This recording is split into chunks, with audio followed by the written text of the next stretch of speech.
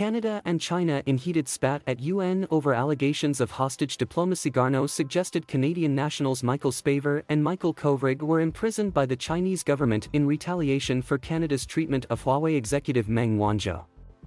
On Friday, Meng was allowed to leave Canada after she reached a deal with the U.S. Department of Justice over allegations of fraud for which she was detained in December 2018. Canada observed the rule of law, and 2 Canadian citizens paid a heavy price for this commitment. "We continue to oppose the way these 2 fine people were treated," he said. In keeping Meng under house arrest, Ottawa had applied both Canadian and international law in response to a request for extradition of a Chinese citizen, Garneau said.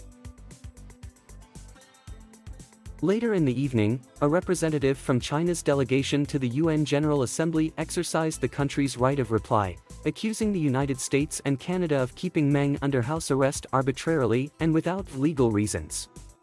The true purpose was to surprise Chinese high-tech enterprises and companies as a way to hold back Chinese advancement in terms of science and technology. "The US and Canada's action is very typical of arbitrary detention," said Lu Yang, a counselor in China's UN mission.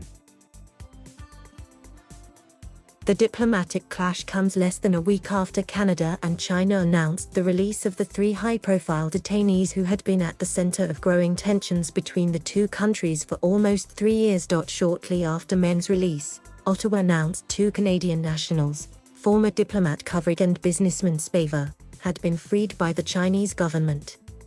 The 2 men had been held for more than 1,000 days by Beijing after being arrested on charges of espionage, shortly after Meng was detained.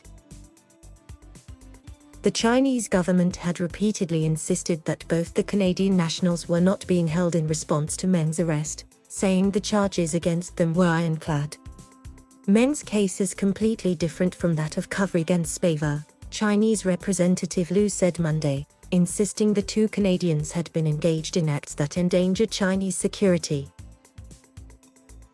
Lu also repeated an assertion made earlier by state media that the pair confessed to their crimes, although the Canadian government has not indicated Kovrig and Spavor confessed to any offences.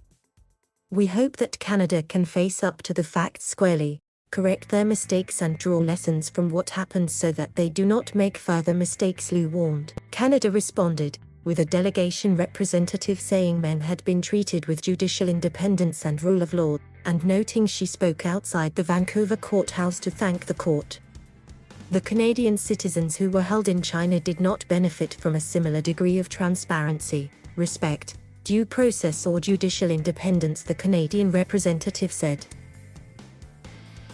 "And we will continue to speak out against arbitrary detention in state-to-state relations, thank you."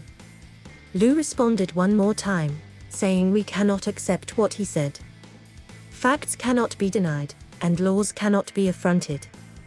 We believe that history will have a final judgment," he added.